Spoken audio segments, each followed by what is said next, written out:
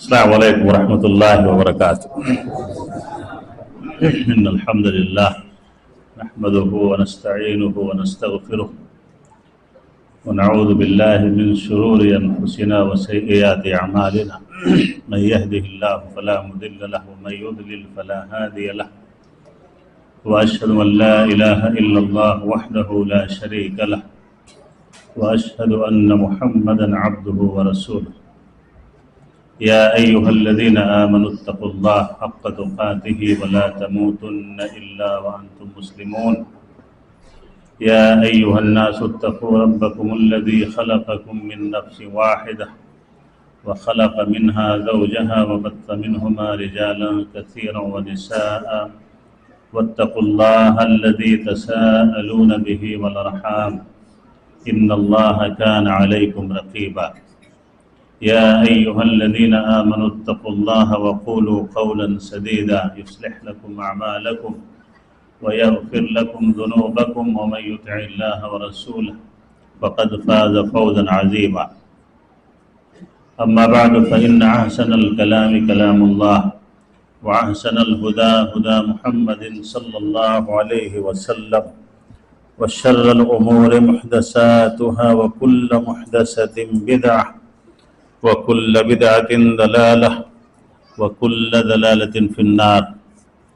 فأعوذ بالله السميع العليم من الشيطان الرجيم من همزه ونفخه ونفسه إذ تجتنبوا كبائر ما تنهون عنه نكفر عنكم سيئاتكم وندخلكم مدخلا كريما وقال تبارك وتعالى في موضع آخر الذين يجتنبون كبائر الإثم والفواحش إلا اللمم إن ربك واسع المغفرة هو عالم بكم إذ أنشأكم من الأرض وإذ أنتم أجنة في بطون أمهاتكم فلا تزكوا أنفسكم هو عالم بمن اتقى رب اشرح لي صدري ويسر لي أمري واحلل عقدة من لساني يفقهوا قولي سبحانك لا علم لنا إلا ما علمتنا إنك أنت العليم الحكيم اللهم إني أسألك علما نافعا ورزقا طيبا وعملا متقبلا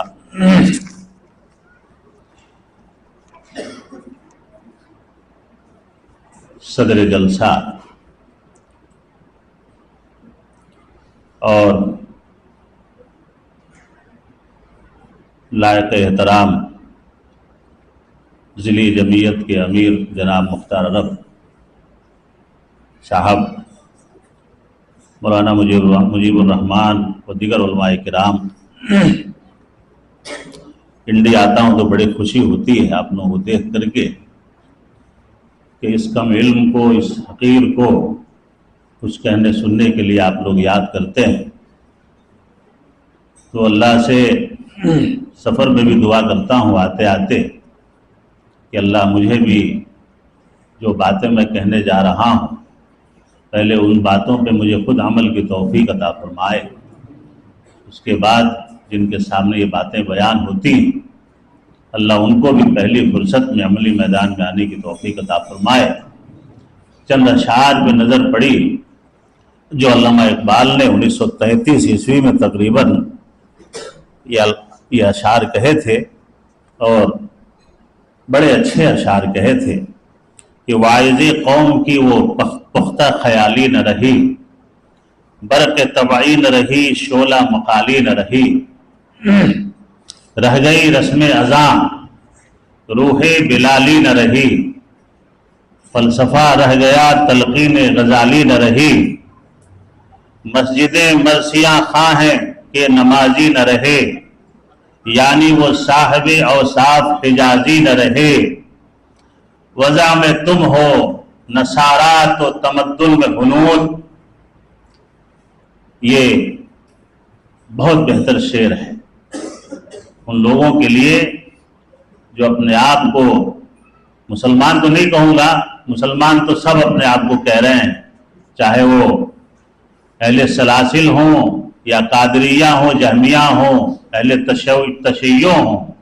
یا اہل سلاسل ہو، قادریہ ہوں، بریلویہ ہوں، سب مسلمان ہی کہہ رہے ہیں، جو اپنے آپ کو سلفی کہتے ہیں، اہل حدیث کہتے ہیں، اور پھر سلفیت کو شرمندہ کرتے ہیں اپنے اعمال سے، اپنے اطوار سے، ان کے لیے کہ وضع میں تم ہو نصارا تو تمدن میں ہنود،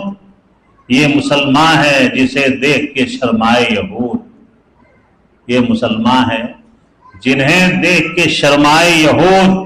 یوں تو سید بھی ہو، مرزا بھی ہو، افغان بھی، تم سبھی کچھ ہو بتاؤ کہ مسلمان بھی ہو۔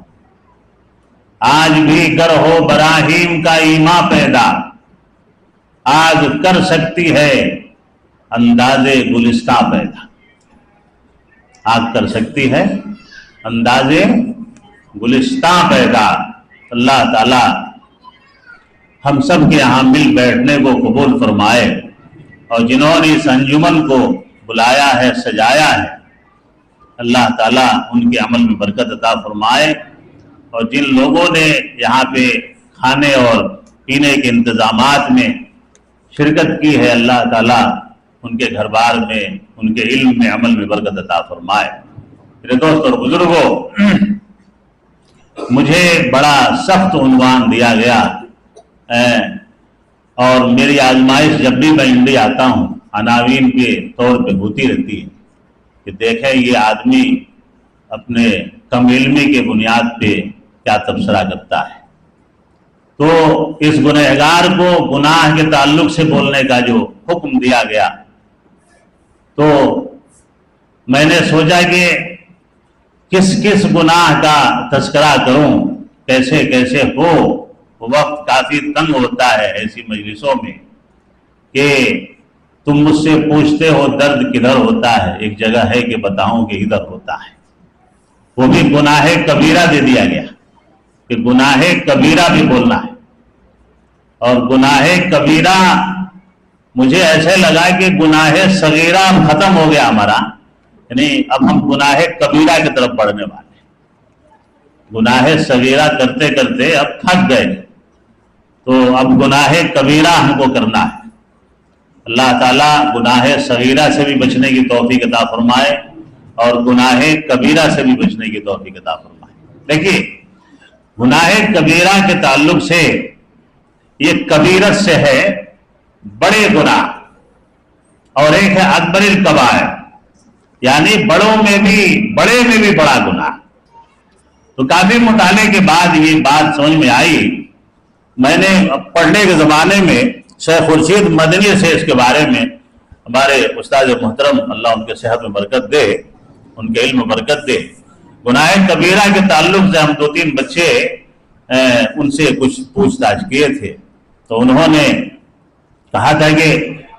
تم لوگ کوشش ہی مت کرنا کہ کبھی گناہ کبیرہ ہو تم سے، اس کے بارے میں پھر مت پوچھنا، یہ جواب دے دیا تھا۔ آج بھی مطالعے میں یہ بات آئی ہے کہ گناہ کبیرہ کے بارے میں کافی اختلافات ہیں کہ گناہ کبیرہ کتنے ہیں۔ کچھ لوگوں نے اس پہ کتابیں بھی تحریر فرمائی ہے، کتاب الکبائر ابن الجوزی رحمہ اللہ وغیرہ نے، جنہوں نے کافی گناہوں کو گناہ کبیرہ میں شامل کر دیا ہے۔ اصل یہ ہے اس آیت کے تناظر میں، اس آیت کی روشنی میں، جو سورہ نساء کی آیت نمبر 31 کی تلاوت میں نے کی ہے خطبہ مسنونہ کے بعد، استجتنبوا کبائر ما تنہون عنہ نکفر عنکم سیئاتکم وندخلکم مدخلا کریما۔ اللہ رب العالمین نے ارشاد فرمایا